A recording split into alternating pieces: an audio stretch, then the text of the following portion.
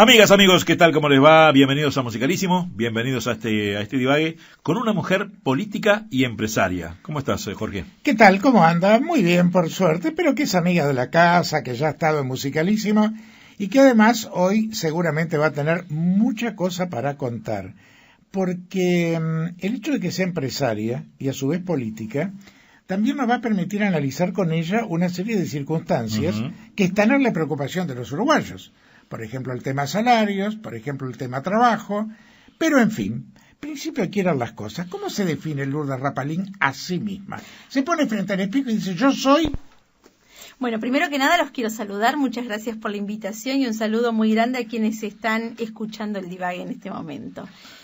Bueno, Lourdes Rapalín se define como una mujer luchadora, trabajadora, muy apasionada en todo lo que encara y bueno, y sobre todo digamos que soy una persona, ustedes bien saben, yo llamo que soy una mujer de Dios, con grandes principios, valores cristianos, y es lo que me lleva a definir un poco mi personalidad y mi forma de actuar en la vida y el comportamiento. Lourdes, ¿cuánto tiempo lleva ya Betelespa? Y vamos para los 13 años. ¿13 años ya? 13 años. ¿Cómo surge la idea y cómo es ese ímpetu que tú tenés? ¿Es un bien familiar? ¿Es una tradición eso de ser luchador? Y yo creo que sí, que un poquito viene de familia y otro poquito viene de haber caído muchas veces, de estar prácticamente solo en la vida y agarrar fuerzas de donde fuera y tener que levantarme, tener que competir conmigo misma y poder demostrarme que nunca me iba a haber enfrentado a una situación en la cual no pudiera salir. Entonces decía, no, hay que seguir adelante y todos los días motivándome en seguir. Y sobre todo cuando descubrís que a veces uno se vive quejando tanto en la vida que no tengo esto, no tengo lo otro, pero cuando abrís los ojos cada mañana y te das cuenta que recibís el regalo más maravilloso que puede recibir cualquier ser humano y no hiciste nada para ganarlo, que es el derecho a vivir. Entonces, creo que eso es lo que te hace a llevar a tratar de dar lo mejor y meterle pasión a todo. Lourdes, montevideana. Montevideana. ¿Nacida en?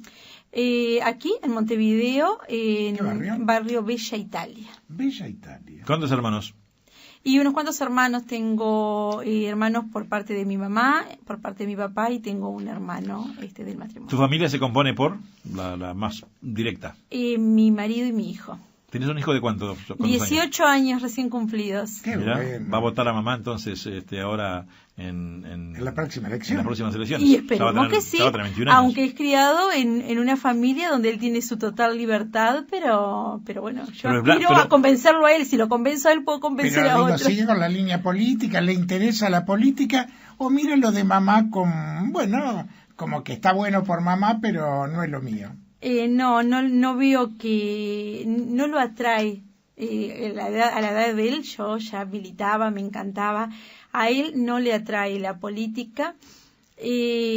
Cuando hablamos muchos temas, que por ejemplo el tema que yo trato, que es bullying en este momento, y eso a él le gusta mucho y se interioriza, porque aparte son trabajos que hace también en el liceo. Pero creo que si bien fue uno de los primeros en decir, sí, mamá, si querés seguir esto, querés volver a todo esto, nosotros te apoyamos, pero creo que la sociedad está tan agresiva últimamente y creo que él lo ha sufrido un poquito en carne propia, entonces es lo que lleva como que lo miro de costado. A propósito de esto, ¿te preocupa que la juventud esté tan indiferente con respecto a la política? Porque uno recuerda aquel enorme movimiento juvenil que hizo Wilson Ferreira Aldunate en el año 71, que luego repitiera el Frente Amplio, donde uno veía a los jóvenes con sus banderas en los comités de base militando, pero ahora como que uno le habla a un joven de política y no quieren saber nada. Sí, me preocupa mucho. Yo creo que la juventud hoy día está un poquito descreída de todo lo que es la política, pero me preocupa que no les interese y les debería interesar, como me preocupa que a gente mayor no le interese la política, cuando estamos hablando de que la política es la que define el hecho de que salgas a la calle y no seas robado, que salgas, el salario que puedas tener, el mantener tu puesto de trabajo, la educación tuya y la de tus hijos. Entonces, imagínate que no me sorprende que los jóvenes no se preocupan cuando hay tantos adultos que dicen, no, yo soy apolítico. Bien, entonces no te puedes quejar por lo que estás ganando. Yo soy apolítico. Bien, entonces no te quejes cuando vas al supermercado y ves los precios que hay y no te da el dinero para llegar a fin de mes. El tema, el día que la gente tome conciencia que la política marca lo que es tu vida personal también. El día a día, ¿no? El día a día, exacto. Creo que ahí deberían preocuparse un poco más. Entonces me dicen, a veces yo lo he escuchado, que dice, lo que pasa es que hay tantos políticos y para ver las cosas que hacen prefiero no estar. Y bueno, pero vos podés empezar a ayudar a Ahora, cambiar Lourdes, también tu perdóname, país. ¿no crees que el sistema político ha hecho que la gente chica y mucha gente grande que nos está escuchando ahora descrean de los políticos? Claro que sí, estoy totalmente convencida de eso. Son, y porque yo no me considero política, yo soy una ciudadana más que me preocupo por la actividad política y porque si bien milité desde chica, a los 23, 24 años me retiré de la actividad política. ¿Por qué? Por eso mismo que le puede pasar a la gente hoy día, te desilusionás. El tema es que cuando esperás las cosas de las personas, de los seres humanos, y no de un sistema, ahí es cuando surgen los errores.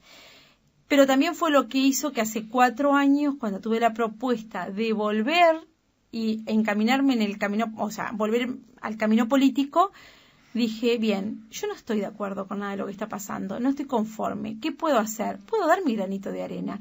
Tengo la posibilidad y bueno, la política es el vehículo más lindo y más importante que hay para poder ayudar a la gente. Siempre y cuando lo tomes como lo es la política, tener vocación de servicio, estar al servicio de la sociedad y al servicio, bueno, de quienes hoy día le pagan un sueldo a cualquier persona, no solamente política, a todas las personas que están en la actividad pública, porque es una de las cosas importantes que tienen que ver, que el sueldo en la actividad pública lo pagan la mayoría de los privados y lo pagan los trabajadores. No es que viene dinero del cielo y vamos a pagar. No, todo, la luz, todo lo que gastan, todo lo pagamos nosotros. Y ahí fue cuando dije, bueno, se me da la posibilidad bueno, yo algo voy a hacer. Y sé que no me va a quedar eso de que algún día mi hijo me diga, mira mamá, en el país que vivo, el desastre que es y vos no hiciste nada. Yo no sé si lo puedo cambiar, pero puedo poner mi granito de arena y salir de la zona de confort. Dejar de quejarme y decir, algo voy a hacer, o al menos voy a intentar hacer. Ahora, al principio quiero las cosas, porque tú cuando decís, me retiré de la política a los 23 años, y entonces, ¿cuándo comenzó tu vocación política? Y a los 16 ¿Cómo fue tu primera años, militancia y por qué? A los 16 años, mi padre era un gran militante del Partido Nacional.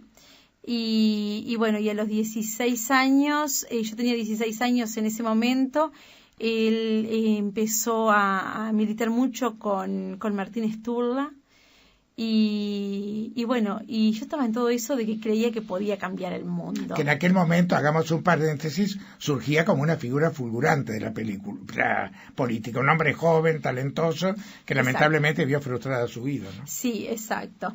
Y bueno, y era de las que me creía como... Digo, estamos hablando que hace 20 años atrás, tener 16 años no es como los 16 años que tienen los chicos hoy día. Pero estaba segura y convencida de que podía cambiar el mundo. Y me apasionaba. Y empezaba a ver y me encantaba todo eso. Soy de la época de las pegatinas con el famoso engrudo, aquel que se hacía y salíamos a hacer pegatinas en la noche y bueno, y tener charlas y enseñanzas. Ya después entrando a facultad, en ese momento estábamos hablando de que en el año 84 fue cuando entró la democracia a nuestro país. Y esto que te estoy diciendo fue en el año 87. Entonces venía de todo un movimiento que había pasado todo lo que fue la transición de la dictadura a la democracia en la cual todos en el liceo, yo en ese momento iba al Liceo La Curva, al Liceo 37, y hablábamos de todo ese cambio y era una esperanza y algo que bueno, los que fuimos criados en dictadura estábamos deseando que llegara la democracia, poder tener ese derecho al voto, poder elegir. Entonces todo eso creo que se fue gestando en el corazón mío y bueno, y cuando empezó mi padre a militar para Luis Lacalle Herrera en ese momento, me gustó. Y me gustó lo que veía y que sí que se podía hacer un cambio y que había una esperanza de algo. Y bueno. Tú viviste la victoria de Luis Alberto Lacalle Herrera. Sí, exacto. Bien, Lourdes, ¿y cómo es el paso de ser empresaria, que tenés, nos habías dicho la vez pasada, en una nota en la tarde, que son entre 80 y 100 empleados, que es mucho para una empresa uruguaya? Ya no sos una empresa pequeña, sos una gran empresa, o sea, hay 80, 100 familias que dependen de Betel Spa. Sí. ¿Cómo haces para coordinar las dos cosas? Aunque sea diputada suplente, ya has asumido como diputada, y ahí es una gran responsabilidad. ¿Cuándo te tenés a pensar, entre Betel, que es la directora general, y cuando uno deja de repente en las manos su empresa de otra persona, por más de confianza que sea, no sabe cómo va a seguir funcionando el tema, y vos en la política? ¿Cómo se hace para hacer las dos cosas? Bueno, primero que nada, ser muy organizado, eso es lo primero que nada, y ni que hablar que nosotros contamos con un gran equipo de trabajo. Nosotros tenemos un recurso humano excepcional, para mí son los mejores. Por supuesto que uno lleva decepciones en la vida, las llevas siempre. En 13 años te puedes imaginar todos los funcionarios que pasaron y en un periodo en el cual estamos hablando que hay rotación de gente, que la gente no se compromete, pero siempre digo, nosotros capacitamos mucho a la gente, estamos con ellos, nos preocupamos, saben que son un equipo, para mí son los mejores, los respaldamos. También vivo esas experiencias de que todos me aman hasta que decís un no y pasas a ser el malo de la película. También he vivido eso. He vivido muchas desilusiones, muchas traiciones, muchos desengaños, pero cada paso me ha fortalecido a ir tomando medidas en cuanto a reglamentaciones dentro de la empresa. Y nos volcamos mucho a tomar buena gente. Nosotros queremos en nuestro equipo siempre tener las mejores personas, con los mejores valores y con una gran vocación de servicio.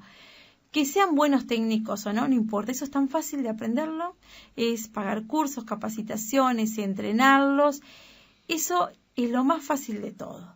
El conseguir buena gente no es fácil. Entonces primero nos volcamos a buscar buena gente. Y después les enseñamos una profesión, un oficio, así como preparo gente en otros países, que también lo hago. Bueno, lo hacemos acá en Uruguay, nosotros preparamos mucho a la gente. Y si bien está delegado mucho trabajo, está todo supervisado. No te olvides que yo arranco una jornada a las 6:30 de la mañana, a las 7. Yo te iba a preguntar, ¿cómo es un día tuyo? Y son las 11, las 12 de la noche y sigo trabajando. ¿Por qué? Porque el trabajo dentro de Betel es un trabajo muy artesanal. Perdóname, Lourdes, que te interrumpa, pero hay tanta gente en el interior escuchando y en el exterior, orientar en radio con mucha potencia. Decinos qué es, para la gente, ¿no? ¿Qué es Betel Spa? Betel Spa es un centro de cuidado de estética personal, cuidado de salud, pero nosotros el eslogan nuestro es cuerpo, alma y espíritu en un solo lugar, porque a veces nosotros tuvimos que imponer lo que era spa urbano en Uruguay porque no existía el concepto hace 13 años atrás. Nos dio mucho trabajo, mucho estudio, educar a la gente, enseñar.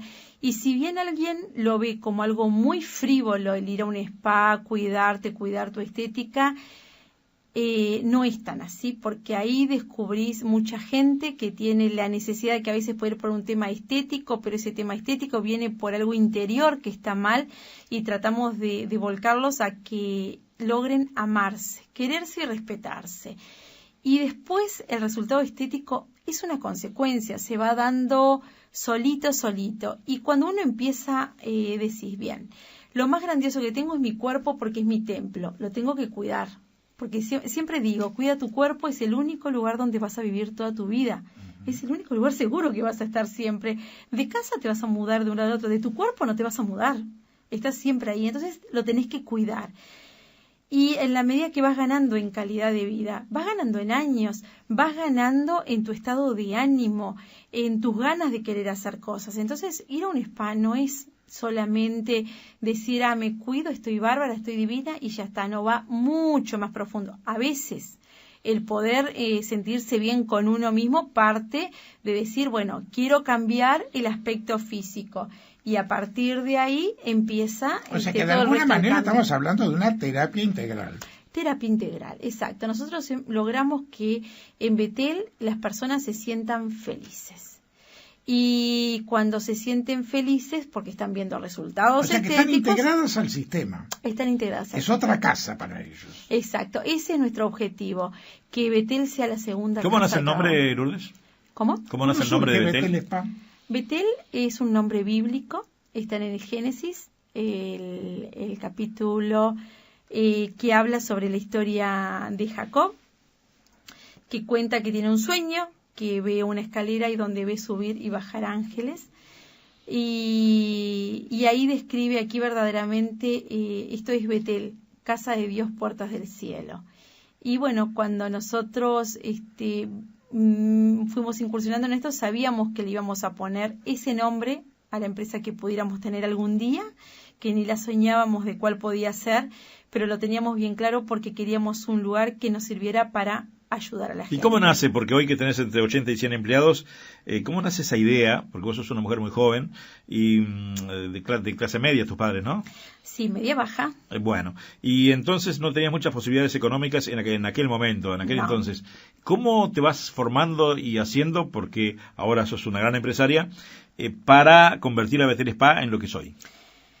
Y bueno, yo siempre digo que es por obra y gracia de Dios, pero es así. Nosotros arrancamos en el año 2004, yo trabajaba en una empresa gastronómica, gerenciaba una empresa gastronómica y tenía unos pequeños ahorros para irme de vacaciones y surge la idea de comprar la llave de este local que estaba funcionando y bueno, no nos daba el dinero, la verdad, para presentar. Álvaro hace una contrapropuesta. ¿Quién es Álvaro? Mi esposo, mi esposo. Hace una contrapropuesta, al tiempo fue aceptada la contrapropuesta, alquilamos la casa y arrancamos a trabajar. ¿Y él entendía del tema también o no? Él sí, él entendía de todo lo que era cuidado, él era personal trainer, estaba mucho en el tema del deporte. O sea que para ti es un respaldo fundamental. Y por supuesto, sí. Es un respaldo fundamental. Yo entendía del tema, pero no lo había estudiado. Eso hizo que nosotros empezáramos, éramos 4 o 5 personas trabajando. Y esto era la realidad. A ver, precisábamos un ventilador, esperábamos que entrara dinero, vendíamos un mes de gimnasia, íbamos y comprábamos el ventilador.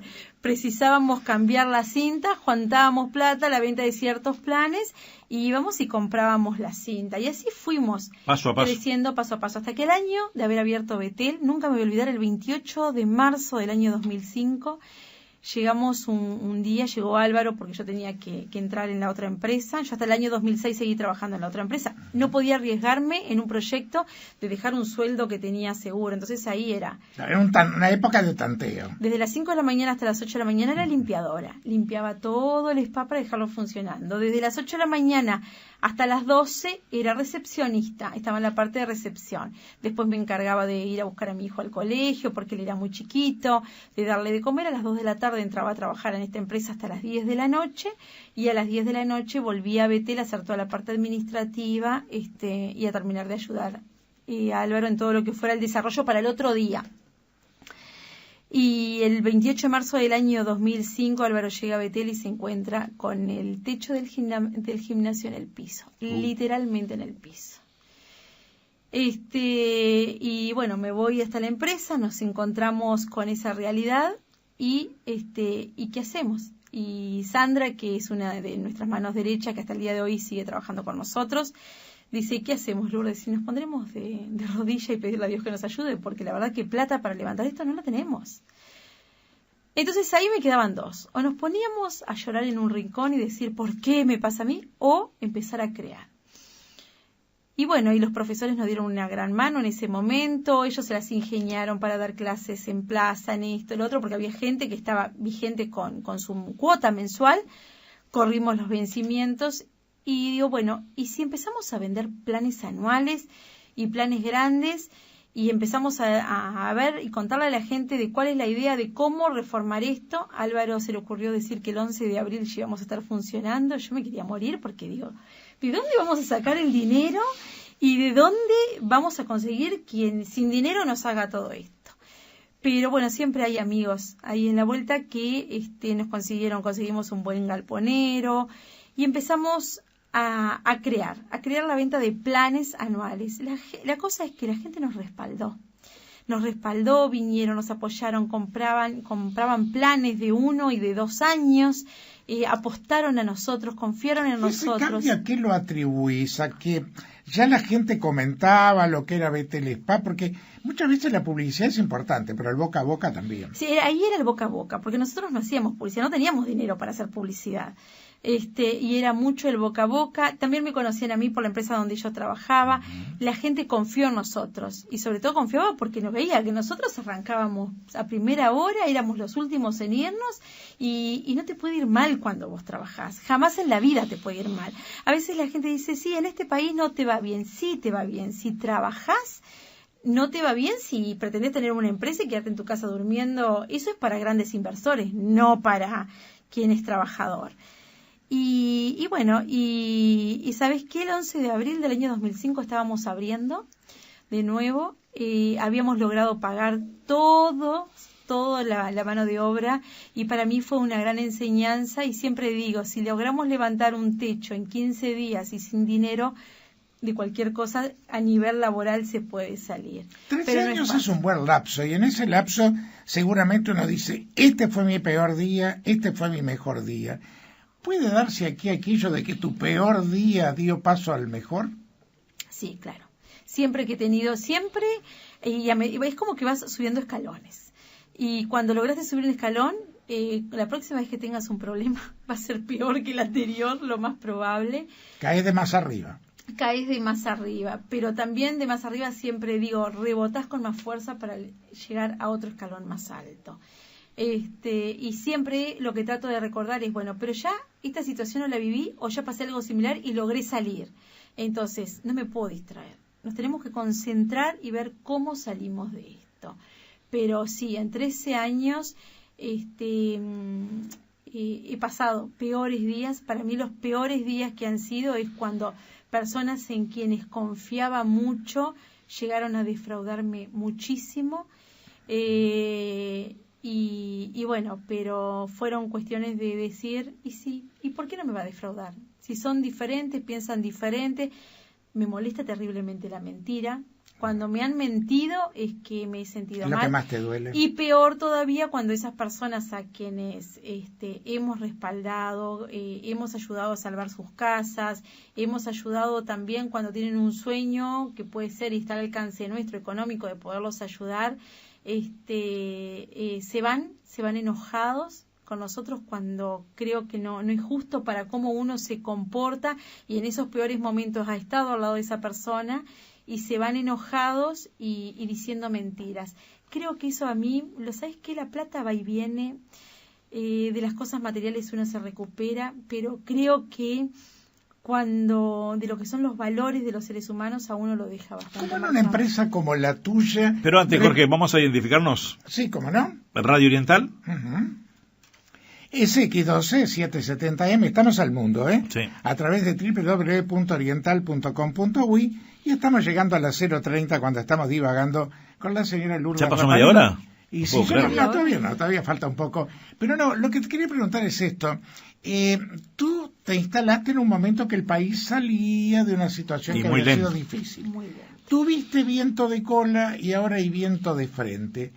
En una actividad como la tuya, ¿cómo incide eso? Porque todo el mundo habla de que el país ya no está igual, de que la gente se restringe, de que hay dificultades. ¿Eso incide, no incide? Mira, te voy a explicar. Cuando nosotros arrancamos, el viento de cola a nosotros no nos afectaba en absolutamente nada.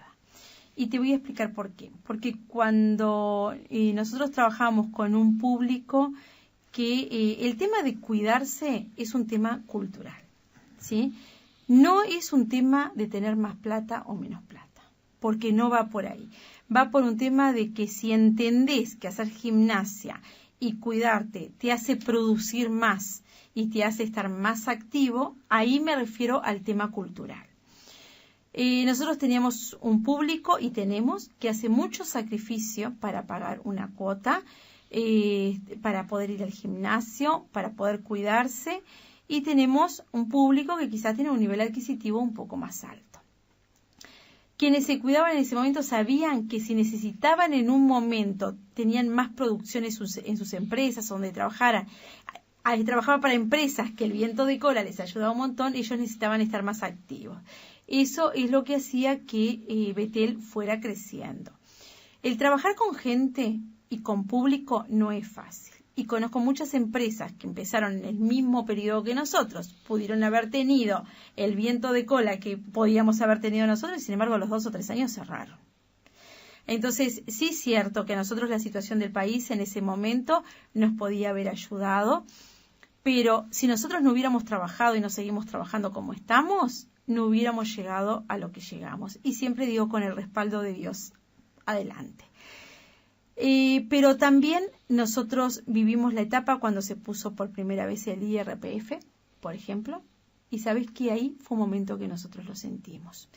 Porque el público que manejábamos en ese momento, y en plena bonanza del país, ¿no?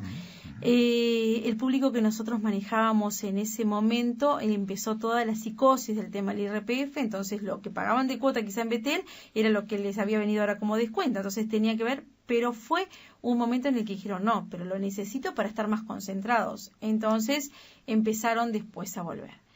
Hoy día es un momento difícil, pero Betel sigue trabajando, porque nosotros seguimos trabajando con las mismas ganas de antes.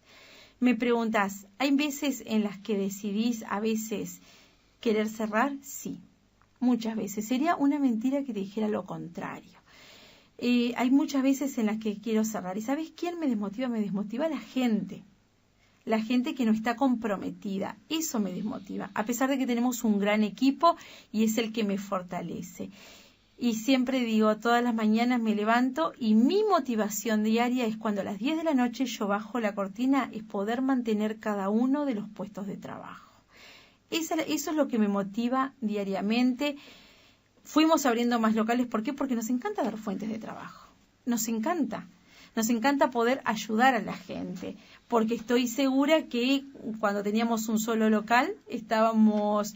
no sé si económicamente o qué, pero no teníamos tantas preocupaciones como podemos tener hoy día y era mucho más fácil manejar. ¿Qué necesidad de seguir abriendo locales y complicando? ¿Cuántos locales hoy, Lourdes? Estamos con 10 locales. ¿10 locales? 10 locales. ¿En Montevideo solo o también interior? No, y estamos en el interior también. ¿Qué puntos del interior tiene Betel? Estamos en Las Termas, que hoy día lo transferimos como franquicia, en Punta del Este, en Solanas.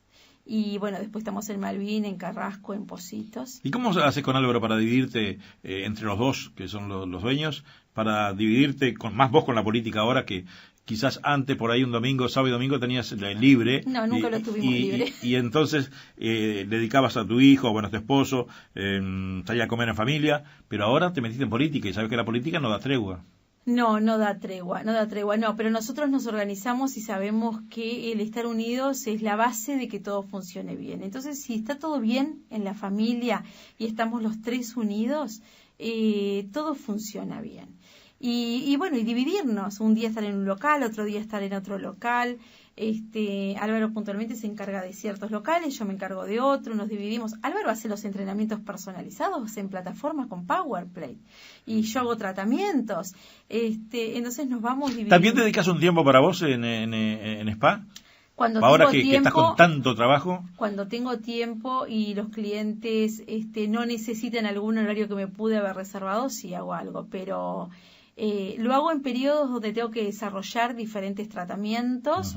La única forma es, bueno, no puedo agarrar de conejito de India a un cliente, entonces muchas veces trato hasta de dejar que mi cuerpo, algo que no se lo recomiendo a nadie, pero yo lo que pasa es que lo tengo que hacer por investigación pura, trato de dejarme aumentar de peso y después probar para ir desarrollando las diferentes técnicas. Claro, pero eso es una prueba terapéutica. ¿Qué pasa por vos mismo? No es un capricho.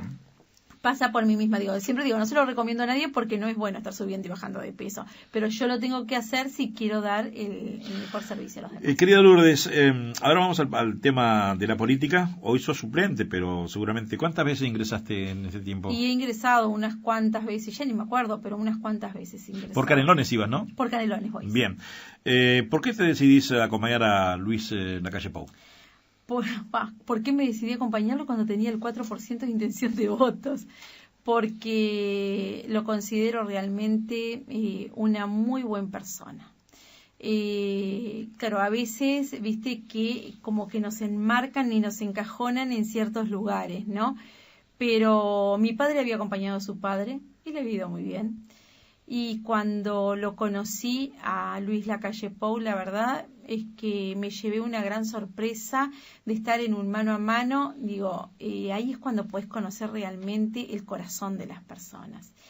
Y si bien entendía, él es más joven que yo, yo entendía que él era muy joven, vi algo en él, vi algo y que teníamos en común en cuanto a manejar ciertos códigos y ciertos valores que dije, bueno, a este hombre hay que apoyar. Ser el hijo de tiene sus pros y sus contras. Sí. ¿Qué le ves de pro y qué le ves de contra? Tú que has estado tan cerca de Luis Lacalle y que además, a través de tu padre, estuviste en la victoria de Luis Lacalle Herrera. Sí. Creo que él ha tratado de desprenderse mucho de lo que es, de que lo relacionen tanto, aunque él se siente, me imagino que se debe de ser hijo de alguien que ha sido presidente y que ha sido un líder nato realmente.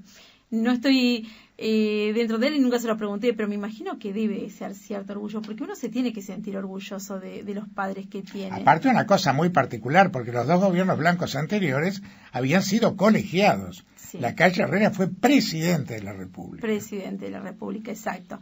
Y creo que a veces te puede marcar un poquito el ser hijo de para bien o para mal. Depende de cómo lo tomes y depende de que él sepa separar eso también y él demostrar que él es una persona con identidad propia. No es ni mejor ni peor, él es diferente. Es diferente. Y yo creo que la mayoría de las personas que hoy día están en políticas han sido hijos de. Pero jamás podés encasillar a alguien por quien fue el padre. Está ese famoso dicho que dice, las culpas de los padres lo pagan los hijos, ¿no? Creo que la gente mayor a veces, mi papá siempre lo decía, y no es así. Como tampoco podés... Perdón, ¿papá sigue estando en el mundo? No.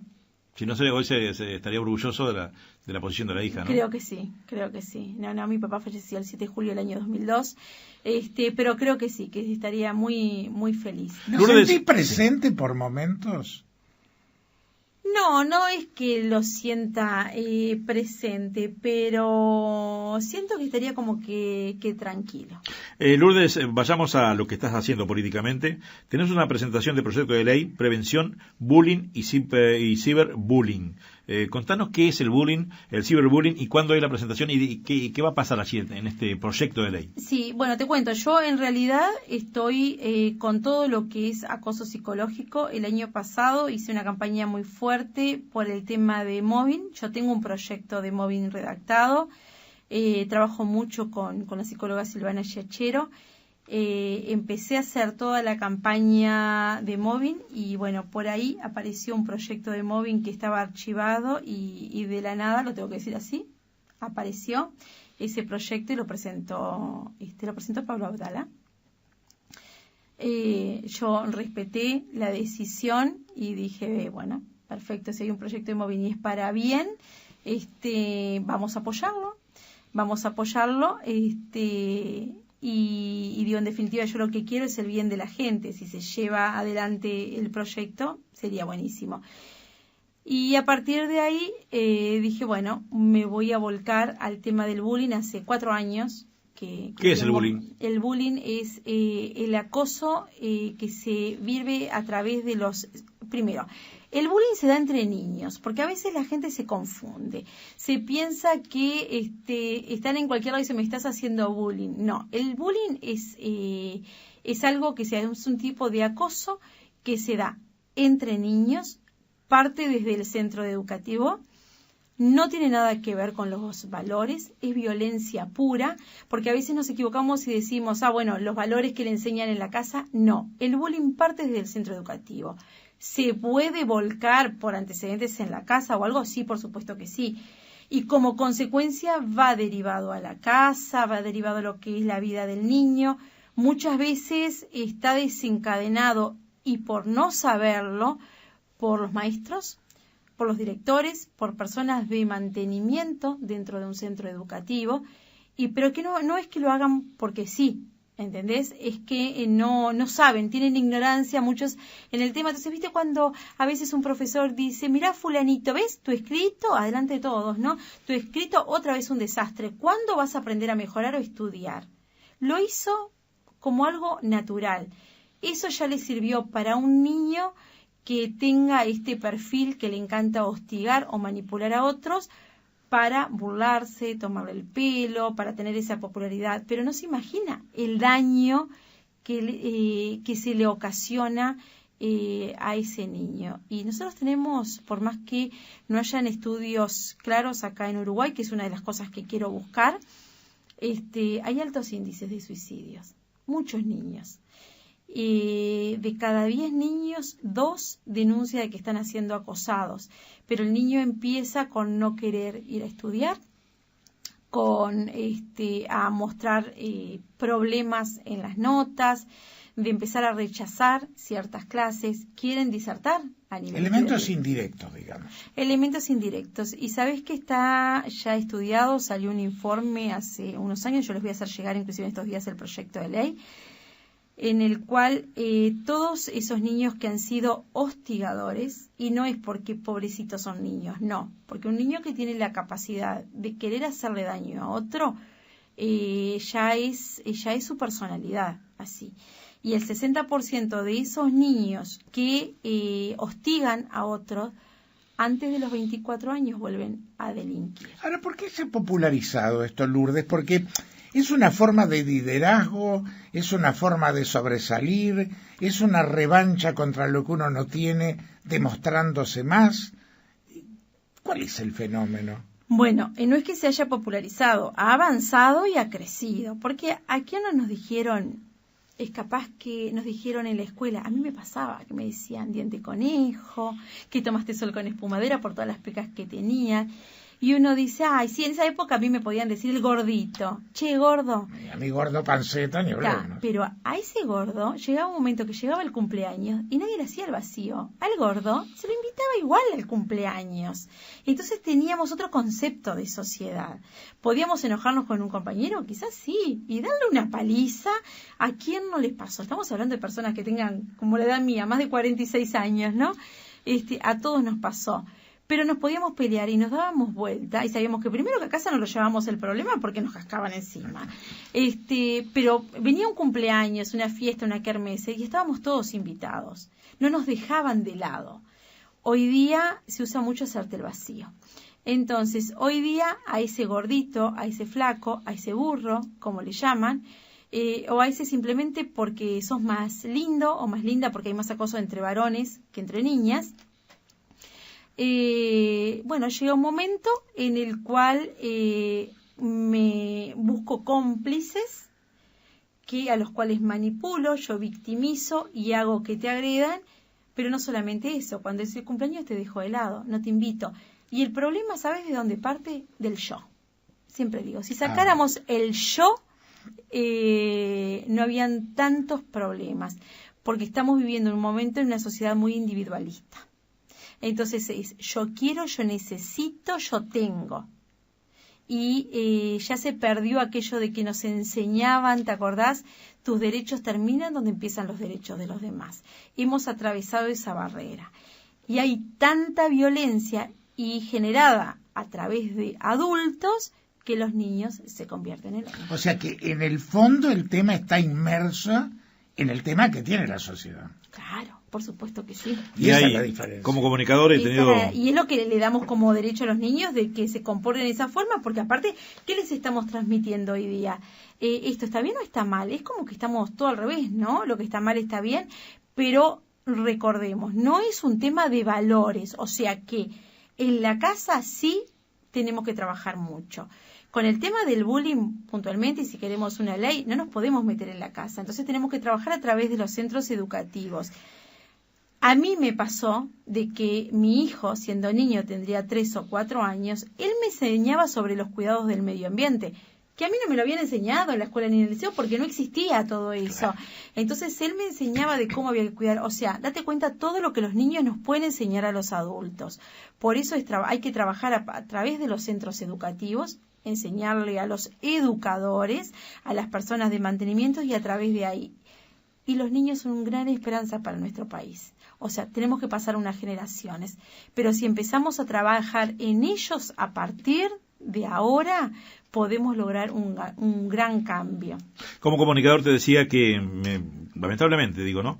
Este sistema del bullying, que las chicas se enferman, por ejemplo, de anorexia sí. o de bulimia, sí. Y me ha tocado a mí ir a hospitales. El último fue al hospital de clínicas de una chica con 19 años, era de Carmelo, me acuerdo como si fuera hoy, y hace unos años, y ella era tenía un poquito sobrepeso, pero las amigas le decían, mirá que estás gorda, y mirá que tu novio te va a dejar porque estás gorda, y entonces la palabra gorda le empezó a taladrar el cerebro, y gente de interior que no tenía muchas posibilidades de conocimiento de este tipo de temas, cómo es porque yo tuve que meterme y estudiar el tema, la anorexia, y vos como mamá tenés una chica de 15 años, 16, 17, y le decís, ¿ya comiste? Sí, mamá, comí, queda tranquila en la casa de mi amiga fulana. Sí. Entonces esta chica fue bajando, y se le internó en el clínica tenía 28 kilos. Sí. 28 kilos. Los médicos fueron brillantes y la llevaron a 37. De 21 a 37, y la iban recuperando, porque no es de un día para el otro eso. No. Y bueno, y no sobrevivió a un paro cardiorrespiratorio, ¿te han dicho, Jorge? Exacto. Bueno, y no sobrevivió, y he visto, lamentablemente digo, y he aprendido sobre el tema de lo que es la anorexia, lo que es la bulimia, sí. y viene más que nada, la anorexia la tienen las chicas, ¿no? No los chicos. Por eso que vos decías hoy. Sí, los chicos lo manifiestan de otra forma y aparte no denuncian tanto.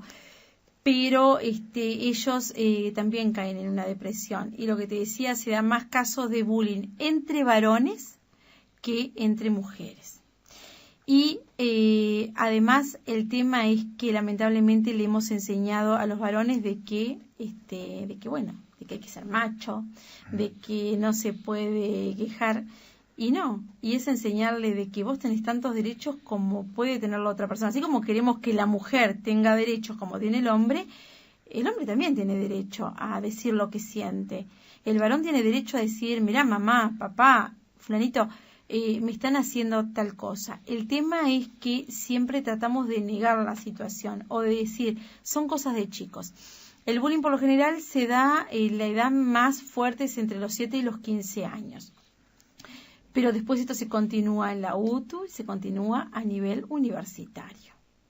Y mucho, porque pensamos que se da en todo el ciclo educativo, y no es que haya más o menos en clases sociales o en lugares privados, a clases sociales altas, a clases sociales bajas. ¿Cuál es la diferencia de lo que se ha demostrado? Es que en clases sociales bajas es más como que violencia física. Y en clases sociales altas viene... más intelectual. Más exacto. Ahora, Lourdes, hablando de violencias, en estos días se presentaron cifras que realmente vuelven a ser alarmantes. Sí. Uruguay tiene 2 suicidios por día prácticamente. Antes eran 2 cada 3 días. Y otra vez se vuelve a ratificar una amplia franja en una de las edades más lindas, entre los 16 y los 24 años. Exacto. Y bueno, y necesitamos estudiarlo. Necesitamos que el gobierno nos dé la posibilidad de estudiar, de averiguar. Inclusive yo en el proyecto presento todos los estudios que se han hecho. Inclusive, mira, te voy a comentar la última parte del proyecto donde dice que la OMS advierte que para el año 2025 el incremento en la cifra de suicidios rebasará el 1.500.000 por año, de los cuales, si no se toman medidas responsables para tratar de frenar el maltrato y abuso escolar, al menos 850.000 serían motivados por bullying. Bueno, por eso te planteaba el tema, porque ya es como una interacción que se está dando sistemáticamente. Sí. Sí. Y que no podemos cerrar los ojos. Estamos hablando de adolescentes que caen en una depresión en la cual se los medica, porque lo más fácil es medicarlos, están en depresión, y lo que hacemos es tratar de suavizar el tema, pero no vamos a la raíz. Entonces, lo que hay que buscar es tratar de llegar al fondo del asunto, claro, y de porque sanar a ese además niño. que el que llega al suicidio no es una depresión cualquiera, es una depresión profunda con visos de melancolía que hace que la persona se transforme en imposible de subsistir, porque o no soporta su entorno, o no se soporta así, o no soporta ninguna de las dos cosas. Mira, me cuenta siempre Silvana Yachiro en su experiencia en años en tratar con víctimas de bullying. O sea, para que veas, yo redacto un proyecto de ley en apoyo con muy buenos profesionales, pero no tocando de oído que me lo redactaran. Sí, está muy bien asesorado. Estuve investigando mucho tiempo y con casos reales para llegar a ver cómo es esto. Pero dicen que el suicidio lo toman no es porque están en depresión, es una forma de liberación para ellos. Llega un momento en el cual no soportan más y necesitan liberarse. Entonces, para liberarse, la mayor parte de las veces el índice de suicidio que se dan es que se tiran de las alturas. Es como que estuvieran al borde del precipicio en el cual ya no encuentran salida. Entonces, el paso es dar un paso hacia adelante. Y es terrible porque empezás a escuchar cada historias que uno como mamá es desgarrador. Entonces, claro, uno tiene que estar atento a esos llamados de atención de los hijos y sobre todo enseñarle a los hijos. Por ejemplo, a mí me pasaba desde que mi hijo era niño, a veces uno tiene un poquito de miedo también de lo que es el abuso sexual o esas cosas. Entonces empezás a enseñarle de que nadie le puede hacer sentir, hacer algo que él no quiera. Y marcar el límite desde ahí, desde que, bueno, nadie te puede hacer sentir mal sin tu consentimiento. Y si estás viviendo una situación en la cual a ti no te gusta, no te sentís cómodo, lo tenés que denunciar. Lo tenés que denunciar 1 vez, 2 veces, 3 veces. El grave error que cometen los centros educativos a veces es que dicen, bueno, vamos a tratar de mediar. Tanto como en el bullying como en el mobbing, no se puede mediar. Es lo mismo que fueras con la violencia doméstica, una mujer que el marido la golpea o que la mujer golpea al marido y que digan, bueno, bárbaro, vamos a mediar. El que tu marido te pegue los lunes, los miércoles y los viernes y los demás días no te pegue. Porque estamos hablando de casos serios, ¿no? Con el bullying y con el mobbing pasa exactamente lo mismo. No puede existir una mediación jamás, porque no es un conflicto. El bullying no es un conflicto. Conflicto tiene que haber 2 personas que intervienen en el tema. Acá es una persona con sus cómplices, porque necesita cómplices para sumarse a la situación, que están atacando a una persona. O sea, de la víctima no tiene ningún problema. El problema es del resto. El tema es que no lo tomamos con la seriedad que Para corresponde. quien nos escucha lo entienda bien, ¿qué diferencia hay entre mobbing y bullying? El mobbing es a nivel laboral. Lo sufren las personas, solamente se da en el ámbito laboral. El bullying parte desde el ámbito educativo y trae consecuencias como el mobbing a nivel de familia. Bueno, estamos hablando de todos los problemas que trae. Imagínate, por ejemplo, el bullying trae consecuencias a nivel familiar, porque muchas veces hasta lleva a la destrucción de una familia porque no pueden entender qué es lo que está pasando. O si imagínate si un chico se suicida, le llevan la culpa a uno, se pasa la culpa al otro y así se destruyen las familias. El aumento económico, gastos de medicación, médicos, psicólogos, terapias, todo lo que tengan que hacer para poder ayudar y no encuentran y no entienden cuál es la situación. El mobbing es lo mismo, la persona entra en depresión, empieza a certificarse, eso le trae problemas económicos, pero no solamente para la persona, para la empresa también, porque no es redituable tener en la empresa personas certificadas. Porque en el mobbing lo que pasa es que las personas que sufren de mobbing o son atacadas son las más capaces. Muchas veces pueden ser atacadas por mandos medios, porque, ven un peligro de algo o no quieren dejar crecer. se da a nivel horizontal, o sea, entre pares, y se está dando cada vez más a nivel ascendente, desde subordinados a jefes. Se está dando muchísimo eso. Lourdes Rapalini está con nosotros, señores, aquí en este divague de Musicalísimo. ¿Qué hora es, Jorge? Bueno, estamos a 10 minutos de la 1 de la mañana. Bien, contanos, este proyecto de ley es este 26 de julio. ¿Qué día cae el 26? El 26 de julio a las 9 de la mañana hago la presentación, conferencia de prensa. Es el martes próximo. El martes próximo. Es una invitación a la prensa y bueno, y por supuesto que a centros educativos o a personas que le interese el tema y quieran ir en antesala de Cámara de Representantes. No va a durar mucho, es una conferencia de prensa, o sea que va a ser algo de 40 a 45 minutos. La idea es presentarlo. Ese día tengo intenciones de entregarle a cada medio de prensa una copia.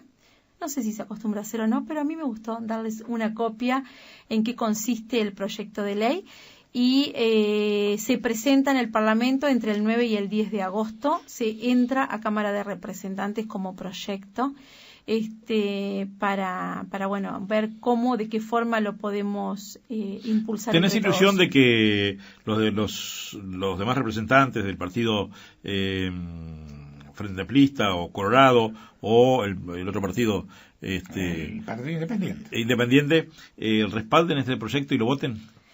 Bueno, hasta ahora nunca nadie se preocupó por este tema, pero si estamos hablando también de temas de inseguridad que no se puede bajar, temas de altos problemas a nivel educativo, maestras que sufren violencia por parte de sus alumnos, todo lo que está pasando en el entorno y realmente se preocupan por la sociedad como dicen preocuparse, yo creo que al menos lo tendrían que leer y dar una oportunidad y llegar a una discusión bien, ¿no? En el buen término. El tema del bullying no es un tema de partido político, o sea, no tiene color partidario, no es un tema de religión, no es que a una religión le pueda importar más que a otra, y tampoco es un tema de clase social.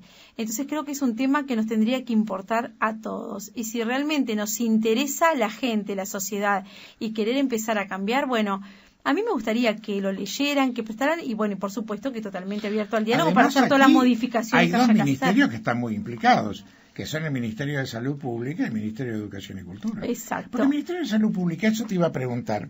En este país ha hecho muy buenos estudios epidemiológicos, se ha combatido mucho lo que es la parte infecciosa, pero en este tipo de fenómenos, ¿tú no lo notás como al margen de la situación? Sí, yo me vuelco mucho, inclusive en el proyecto se menciona como regulador al Ministerio de Educación y Cultura, y bueno, y voy a pedir sobre todo, estamos hablando de los derechos humanos y la Defensoría del Niño, ¿no? Entonces voy a pedir puntualmente que sea la Comisión de Derechos Humanos que se encargue del tema. Lourdes, ¿cómo te sentiste la primera vez que asumiste como diputada? ¿Dormiste la noche anterior bien? Porque era una ilusión y un sueño que vos tenías, que trabajaste para eso, y cuando recibís el llamado del partido, bueno, vas a entrar tal día que tenés que estar ahí a las 9 de la mañana, ya pronta, y por ahí te pasás todo el día. Sí, porque empezás a la hora que, sabés a la hora que empezás, no sabés a la hora que terminás. Y sentí que ese día estaba dando un gran paso, una gran responsabilidad.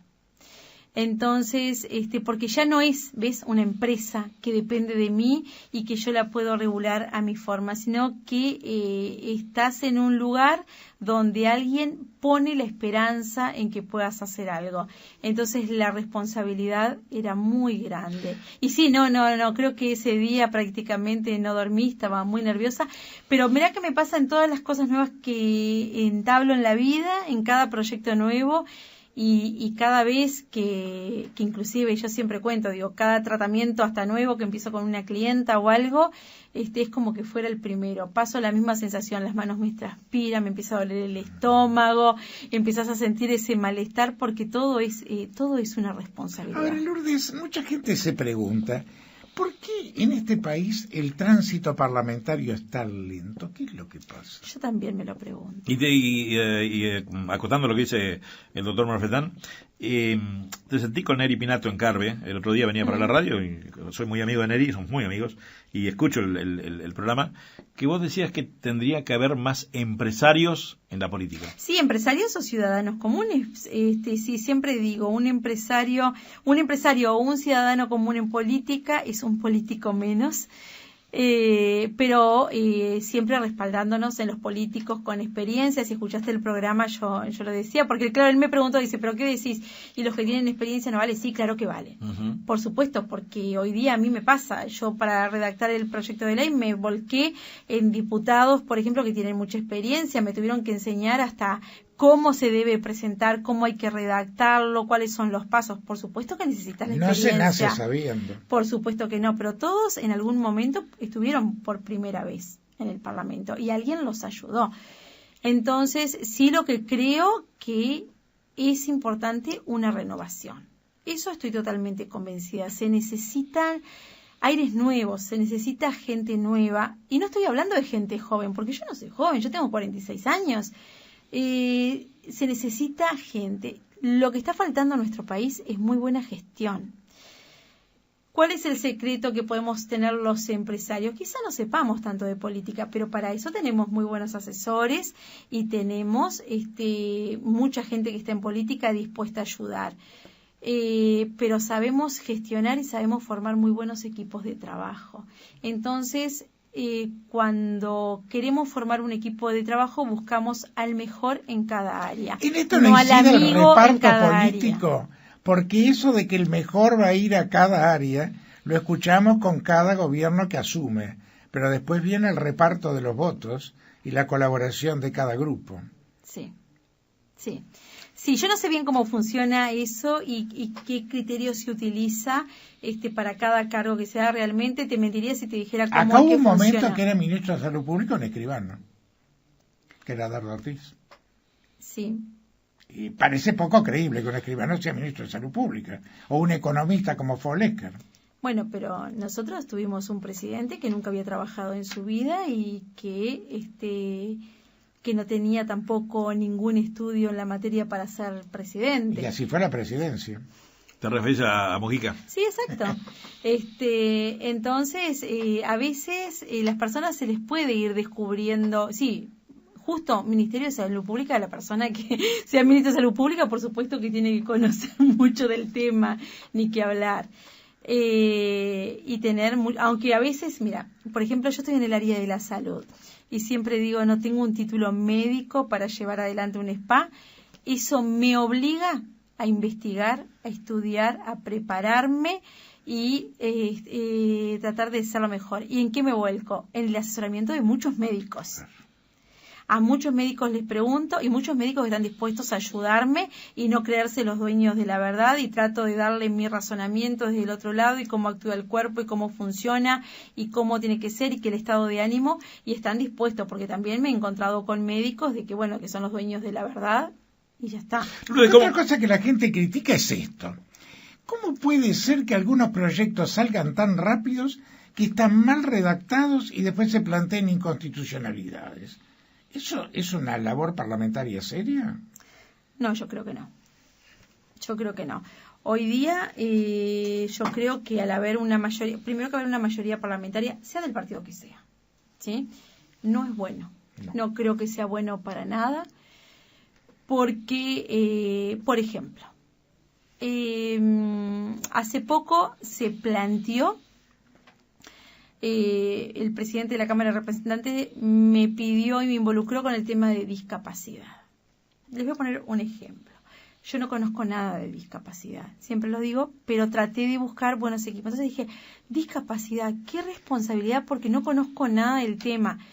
Pero bueno, le dije al doctor Amarilla, voy a ver cómo te puedo ayudar. Entonces, ¿qué hice? Empecé a recorrer el Palacio Legislativo.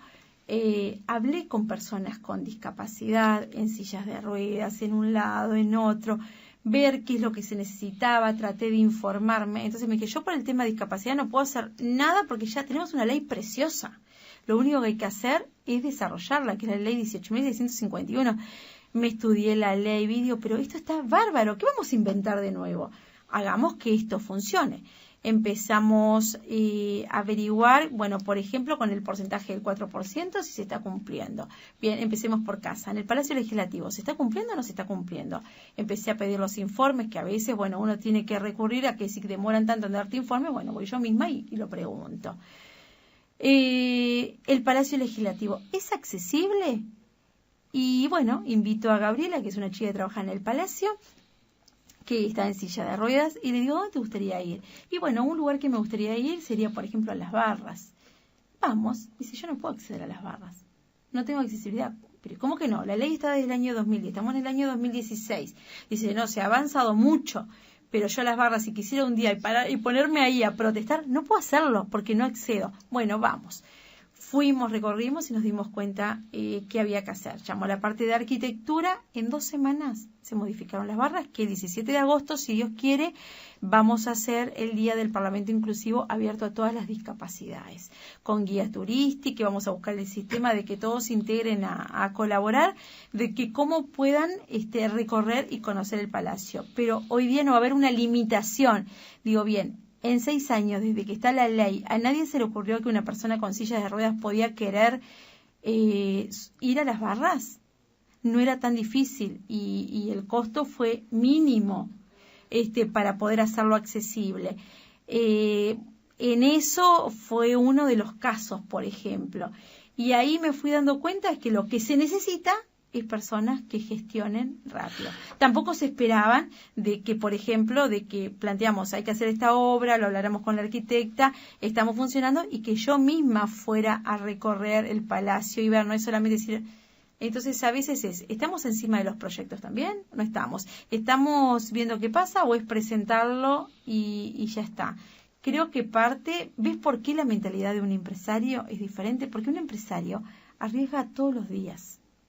Todos los días tiene que estar pensando en cubrir el banco, en que no se te vaya a enfermar alguien, en tener el dinero para los vales, para los sueldos, y que nadie nos lo va a dar si no lo tenemos que salir y pelearlo. Entonces, y muchas veces terminamos de pagar los jornales y te quedan quizá en la billetera 20 pesos. Pero fuiste cumpliendo todo.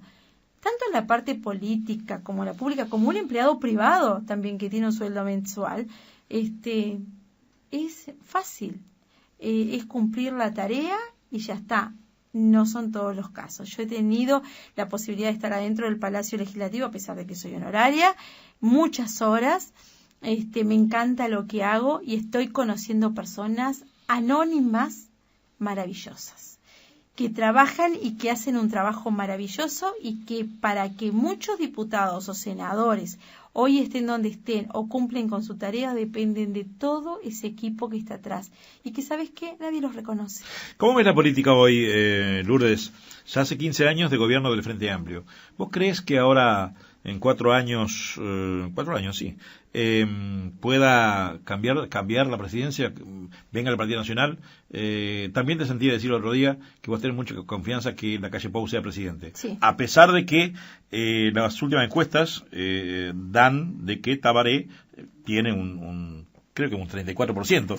Sí, pero tiene apenas un saldo positivo de un 1%. Está muy lejos del Tabaré Vázquez. Pero vos creés que Lacalle Pou, yo le decía ahí donde está sentada vos, que él estuvo en un divague antes de las elecciones, y yo le decía, privadamente le decía, Luis, vos vas a llegar a ser senador. No, estás equivocado, yo voy a ser el presidente. No, y no te conviene ser presidente ahora, porque vas a agarrar un país destruido, como lo agarró Tabaré Vázquez, que Tabaré no puede gobernar, y vos lo sabes mejor que yo eso, porque tiene la fuerza del MVP atrás, lo discutimos con Jorge siempre, es muy difícil. ¿Por qué vos crees que Lacalle Pou ahora puede ser presidenciable?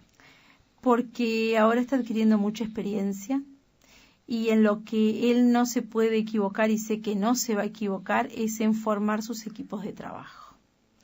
Entonces, él está aprendiendo mucho. Él, te digo, dentro de 4 años no sé si el país lo va a encontrar mejor que el año pasado o peor. Esa es la realidad para cómo vienen las cosas, ¿no? A veces nos decimos, pero bueno, él tiene una vocación de servicio. Él se desespera por el bien de la gente. aunque hay mucha gente que lo ve desde afuera y no opina lo mismo. Pero cuando vos lográs conocer a la persona en un mano a mano, y él es una persona que realmente está entre la gente, cuando empezás a ver las necesidades de lo que está pasando y te sensibilizás con eso ayuda mucho. Y aparte él es auténtico. Él es así como lo ves. Ahora, Lourdes, la semana pasada salieron a flote varias discrepancias entre los blancos.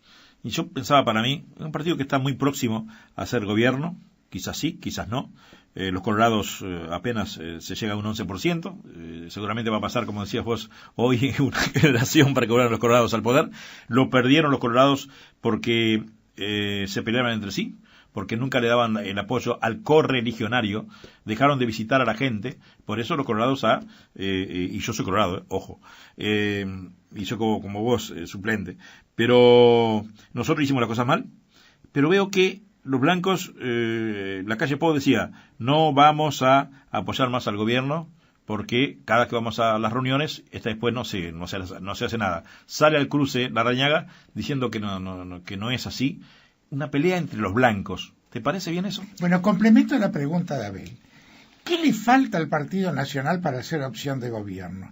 Porque todo el mundo criticaba a los colorados, pero ganaban los colorados. Todo el mundo critica al Frente, pero gana el Frente. Con los blancos se vivió mejor, pero no ratificó el gobierno. ¿Qué es lo que le falta al Partido Nacional para ser opción de gobierno? Estar más unido y terminar con esas chacritas personales. Por eso considero que si viniera una renovación, un cambio de todos, creo que sería totalmente diferente. Si el Partido Nacional estuviera, que inclusive que lo comenté ayer en el programa de Neri, el otro día en el programa de Neri Pinato, decía, por ejemplo, ¿qué logró el Frente Amplio? Que la gente votara al partido.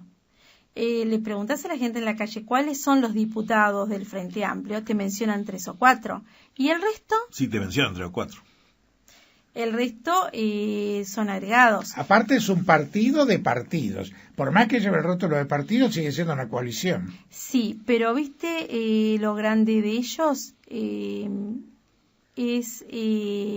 ellos pueden saber que cometen errores, los ven, pero horrores también, ¿no? Horrores también, y se defienden. Y debe ser como hace uno a veces en casa o en la presa. Los trapitos se lavan en casa y para afuera está todo bien.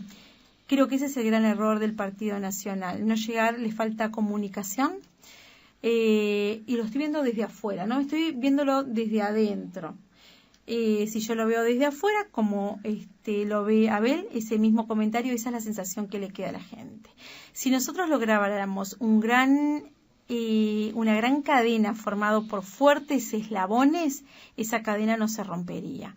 El tema es que las cadenas se rompen por los eslabones más débiles.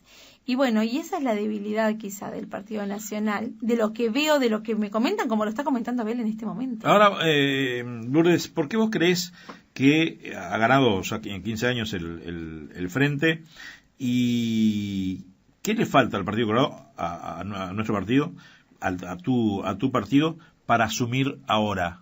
Si es que los colorados llegan a un 20%, que es muy difícil, hay que ser muy realista también, ¿no? Y ahora está Novik también solista, le digo a Novik, está solo, pero va a tener muchos votos seguramente del Partido Colorado. ¿Y por qué crees vos que esos votos que tenía el Frente, o que tiene el Frente, que fue presidencia del Frente por los préstamos de votos que hizo el Partido Colorado, más que nadie, y el Partido Nacional? Específicamente el vallismo, ¿no? Exactamente. ¿Por qué esos votos no vuelven a su casa y siguen en el Frente?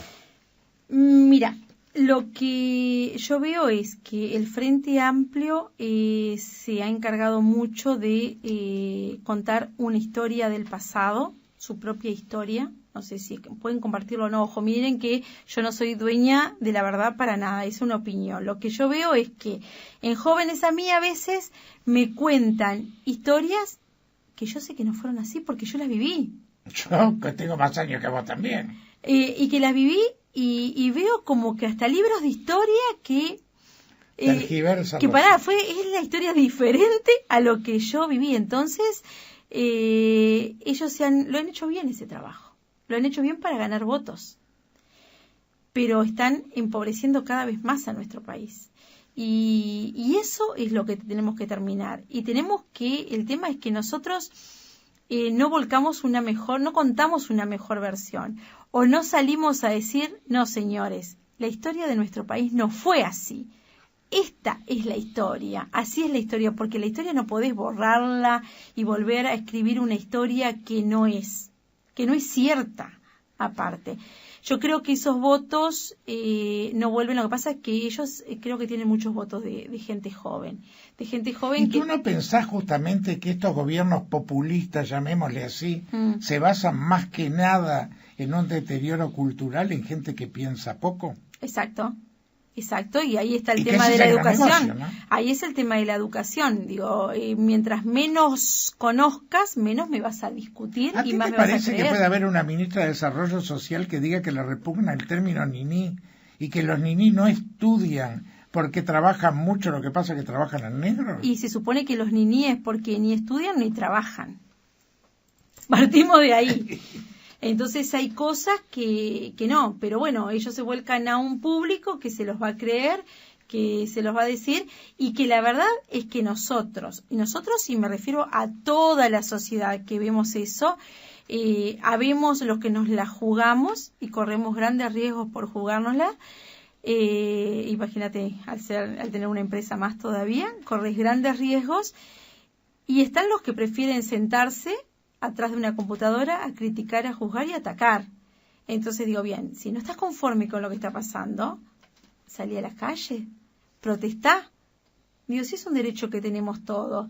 Ves que a veces hay ciertos grupos que se unen, que se pelean por un salario, por esto, por lo otro, con el tema de la seguridad. ¿Recuerdan cuando mataron a aquel chico en el de la moto? Uh-huh. Yo nunca había llegado a ver una manifestación tan grande por el tema de seguridad, y con mucho respeto, ¿no? Entonces, digo... Que son los desaparecidos de la democracia. Exacto. Entonces, yo lo que digo es, nos falta un gran compromiso de toda la sociedad. Es más fácil echarle la culpa a los políticos y decir, pero ¿y vos qué estás haciendo? Al momento que tenés la elección, ¿votás en blanco o anulás? Ojo, también es capaz que el voto en blanco o anularlo es una forma de protesta, pero estás entregando el país. Entonces, si no querés un cambio, con la intendencia, por ejemplo, 25 años, ¿no? 25 años, ¿y en qué ha mejorado? En absolutamente nada. La limpieza, que es uno de los temas que más nos quejamos. Bien, si antes yo me acuerdo, mira, Estados Unidos, uno de los países, digamos que una potencia, súper desarrollado. Yo viajo bastante a nivel laboral, por trabajo y eso, y cuando puedo tomarme alguna vacación, trato de ir a Disney. La limpieza que ves en esos lugares, ¿sabes qué sistema utilizan, Abel? El que teníamos nosotros hace años. El camión que pasaba y recogía la basura. Tú no podés sacar la basura si no es tal día, en tal horario, tenías que tener en tu casa. Yo me acuerdo que teníamos como unos mini contenedores, eran tanques que los teníamos, y la hora de sacar la basura era ahí. En Estados Unidos, hoy día se maneja así, están los contenedores, pero tú no podés llevar la basura al contenedor hasta tal día, en tal horario, que es cuando pasa a recogerla. Entonces, si ese sistema en Uruguay daba resultados, ¿se acuerdan que lo teníamos, que pasaba el basurero? Totalmente. Entonces, y ponemos contenedores. ¿Y en qué ganamos? En absolutamente nada. Contenedores, más mugre. Yo tengo uno en la puerta de mi casa por casi 6 años, hasta que logré que lo sacaran de la puerta de mi casa. Lleno de rata, contaminación. ¿Y en qué abaratamos? En costos impresionantes, me imagino, de la compra de contenedores. Pero también pasa un camión a vaciar el contenedor.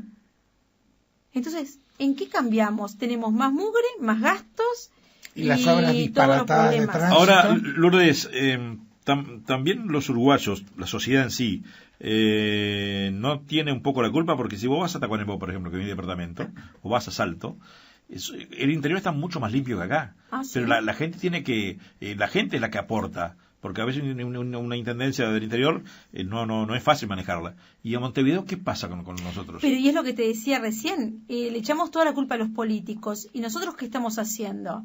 A mí me ha pasado de ver gente que camina delante mío en la calle, come un caramelo y tira el papel en el piso. Bueno, el volante que le dan a la esquina. Me ha pasado de decirle, señora, se le cayó esto, no lo tiré yo. ¿Y a usted le parece bien? Si tiene un contenedor ahí, ¿por qué no lo tira en el contenedor? Porque no tiene educación. Porque no tiene educación. A mí me enseñó, aunque te parezca mentira, mi hijo, ya te digo, cuando tenía 3, 4 años, porque se lo enseñaban en la escuela. Por eso es que podemos enseñar a partir de la escuela lo que quizá no saben en la casa. ¿Por qué no queremos la ciudad? Porque Montevideo no solo está sucia, está pintada, no se respetan los monumentos, no se respetan plazas. Es como que queremos destruirnos. ¿Qué pasa? El problema del yo. A mí me importa mi comodidad, no tener basura en mi casa, y me es más fácil, en vez de abrir un contenedor, tirarlo al lado del contenedor. Ese es el problema del yo. Mientras yo esté feliz, el otro... Y de la gente, no creo, Lourdes, porque yo lo he comentado muchas veces en el programa, ¿no? De que aprendí en Estados Unidos. A que yo era uno más de los que tiraba papeles, iba a los bailes y yo tomo mucha agua y la botella de plástico la tiraba por el auto así en la carretera. Era uno de los tantos uruguayos así, y un día voy a Estados Unidos, estaba en Los Ángeles en el Campeonato Mundial, y bueno, me fui con mis compañeros y yo hacía un calor de 40 grados y compro una Pepsi en latita. Estaba bien rica esa Pepsi, bien fría, helada. Y en el patio de allí, de un enorme supermercado que había, tiro la latita. Iban 3 personas. Y los tipos detuvieron su carrito y me miraron. No me dijeron nada, me miraron. Y yo sentí una vergüenza ajena, que agarré, digo, ¿cómo la embarré? Agarré, y había un depósito a 10 metros. Y entonces los tipos, ¿qué hicieron? Eran dos mujeres y un hombre, hasta hoy, que eran, no eran familia, me miraron, medio se sonrieron y se fueron, con la vergüenza que quedé. Yo nunca más en Montevideo o en el interior, es que más, voy por el 18 de julio y si hay agarro y lo deposito en una... Yo era uno de los que no sabía, tuve que aprenderla. Sí. Aprender la fuerza. Y lamentablemente lo aprendés pasando vergüenza, porque si vas a cualquiera de esos países y ves realmente, entonces el que desencaja sos tú, entonces o encajás o bueno, vas a estar estigmatizado por la sociedad en ese lugar. Pero ahora, no somos así. De ese yoísmo que tú ves, ¿hacia dónde vamos entonces? Porque está bien lo de las chacras, cada uno defiende lo que tiene, tú defendés tu negocio, pero una cosa es que lo defiendas, otra cosa es que aplastes. Exacto. Diferente. Es muy diferente. Yo defiendo mi negocio, y me peleo muchísimo. Digo, cuando uno tiene un negocio, puertas abiertas, donde vos cumplís con todas las obligaciones que te manda el Estado, desde habilitaciones, tributos y yo peleo con la gente que trabaja en negro, por ejemplo, porque esa es la competencia. Cuando dice, porque es tu competencia tal lugar, no, son colegas. Para mí mi competencia es el que trabaja en negro. De igual a igual. Exacto. Los demás son colegas. Yo, por ejemplo, soy una persona que estoy muy abierta hasta colaborar en el mismo rubro con otros centros que veo que pueden estar fallando en algo o que me llega algún comentario. He llamado por teléfono y digo, mirá que tenés una funcionaria en estas condiciones, me vino una clienta que la acabo de agarrar de clienta que no contrató en ese lugar por esto y esto. Tomalo, dejalo, si te ofendés, pero a mí me encantaría que si un funcionario mío hace algo que está incorrecto y alguien lo ve, que venga y que me lo Ahora, diga. Lourdes, en la audiencia hay muchos jubilados y que cobran muy poco dinero. Y no será producto también que hoy se quejan mucho, y con razón, que ganan 8.000 pesos, 9.000 pesos, que en aquel tiempo trabajaban en negro. ¿No fue culpa un poco del empresariado decir pagarle? Y bueno, te pagan un poquito por acá, o de para gente que para hacía la los caja. Aportes mínimos. Exacto, para la caja y por aquí por afuera. Sí, claro. Lo que fuera. Pero no es solamente responsabilidad del empresario. ¿Por qué lo aceptaba la otra persona? ¿Por qué lo aceptaba? Digo, como te digo eso, también te digo de que yo sé de personas que, por ejemplo, han querido jubilarse, de que no han cumplido como correspondía y siempre consiguen algún testigo o algo como que trabajaban o como doméstica, bueno, esto y lo otro. De tejedoras, costureras. Entonces, yo siempre digo, uno las reglas del juego las tiene que conocer. Si vos aceptaste las condiciones, después no te quejes. Ojo, hay gente que también ha aportado mucho y que hay que reconocer que viste que está como que medio topeado. Y también los topes que no... son complicados. Exacto. Si yo me pongo mi ejemplo personal, yo hoy, a 8 años de jubilado, recién cobro en la mano lo que hace 8 años cobraba todos los meses. Como médico, ¿no? Claro. Topeado en mi BPS y ahora con los descuentos de la caja profesional, más el IASS. Ahora tengo una pregunta a la empresaria y a la política, Blanca. ¿Cuántos minutos nos queda, Jorge? Nos quedan 10 minutos. Bien. Después tengo las 3 preguntas que solemos hacer a todos los invitados. Y una adicional que es un match personal. Ahí va. Le tengo miedo a eso. No, es todo muy fácil. Ahora hay una propuesta de ley que seguramente se va a aprobar, porque el Frente Amplio tiene mayoría, cosa que ni Jorge ni yo estamos de acuerdo, pero parece que se va a aprobar. Queremos hacerte esa pregunta a vos. Que ahora la impositiva va a tener la posibilidad de saber a aquellos uruguayos, que son muchos, miles y cientos de miles de uruguayos, que tienen su platita ahorrada en el Banco República o en otro banco, ahora se abre el secreto bancario. ¿A vos te parece bien eso? Total. Sí, total. Y no sé si me parece bien o me parece mal. Lo que sí sé que eso va a perjudicar...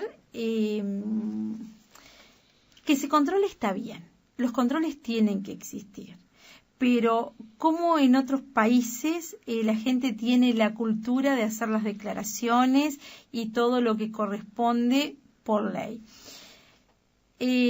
Lo que sí me parece es que si hay personas que tienen cosas de esconder, la plata, yo ayer me lo cuestionaba, ¿qué va a pasar con el dinero? ¿No se va a ir del país? Por ejemplo. Por supuesto, claro. Entonces, ¿es bueno o es malo? El control es bueno, siempre. Pero, claro, ahora estamos hablando de que va a haber otra plaza perjudicada también. Se va a ir mucho dinero del país.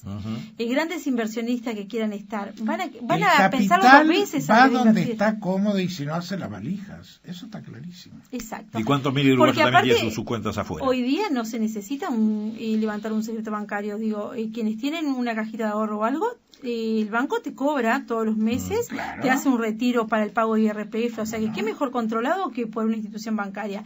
Ellos no lo van a mentir. Entonces, ¿qué necesidad de Pero aparte, Lourdes, mucha gente, estamos de acuerdo, falsea declaraciones.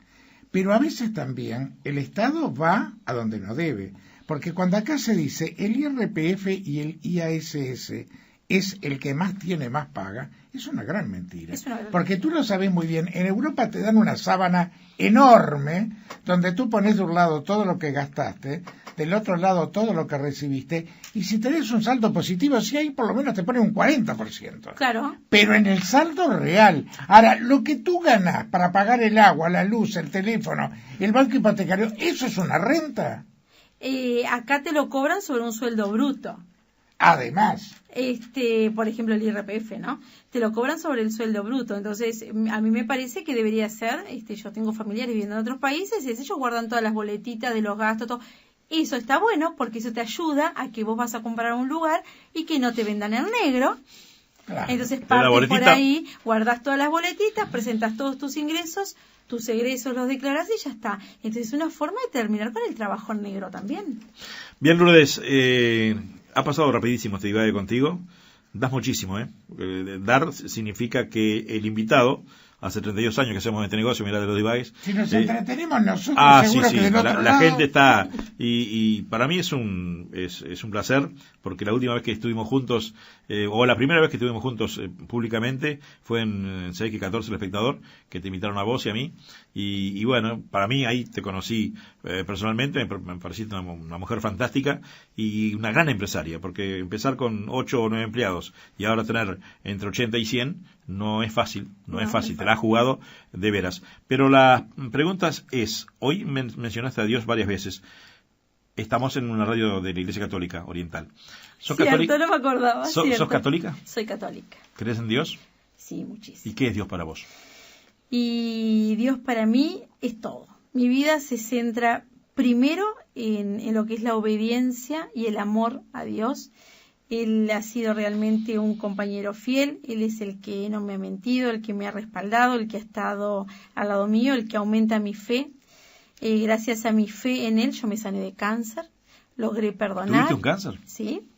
logré perdonar y pasé a convertirme realmente en una persona totalmente feliz, con los mismos problemas que puede tener cualquier persona todos los días, porque a veces alguien dice, Lourdes Rapalín, directora de Betel Spa, se imaginan, hasta lo he escuchado, cada historia Alicia de mi vida. En el País de las Maravillas. Alicia en el País de las Maravillas, Lourdes Rapalín es una persona que trabaja a full y Dios es el único que me ha sido fiel, que no ha fallado y quien me ha enseñado a valorarme, a respetarme y sobre todo a entenderme y ayudarme a descubrir una misión en mi vida. Esa misión y esas metas es lo que es el aliento mío todos los días para seguir, a pesar de los problemas. La segunda pregunta.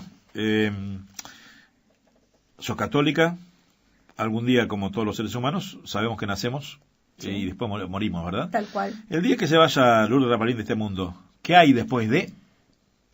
Y pueden haber muchas cosas. Yo me baso en la fe católica. Nosotros creemos en la resurrección y creemos y sabemos que hay algo después de la muerte. Para ganar esa resurrección necesitamos transitar un camino que es por y para los demás en cuanto a buenas obras y sobre todo en buen actuar, porque uno puede hacer buenas obras, donar esto, lo otro y ser de lo peor. Entonces, mi vida es una vida de integridad. Quienes me conocen de cerca, que nadie mejor que mi marido y mi hijo, saben que soy una persona totalmente íntegra. Quizá cuando muera, cuando parta, vea, porque mucha gente me lo ha cuestionado y personas ateas dicen, sí, y si no hay nada, y bueno, no me voy a enterar porque no hay nada. Pero si hay algo, como realmente lo he creído y lo creo, creo que hice todo y mi integridad me va a llevar a esa resurrección que esperamos las personas que la creemos. Pero bueno, eso es lo que me ha llevado también con los años a tener más fe y saber que nada está regalado, que hoy vivís y dentro de 2 minutos podés no estar. Como vine la vida, de la vida me voy a ir. La plata va y viene, lo que queda es la huella que puedas haber dejado en ese camino y parte por la integridad como ser humano. La última. Hoy lunes, en la tarde, tipo 4:30 de la tarde, hay un cura que se llama en el programa Conversando con el Cura. Está el padre Fabián Rovere, que va a contestar tu pregunta. ¿Qué pregunta le harías al padre o a la Iglesia Católica? Bueno, es una pregunta muy difícil porque al conocer tanto lo que es el catecismo de la Iglesia Católica, conozco bastante cómo funciona, que no todos conocen la Iglesia y a veces se dedican a juzgarla.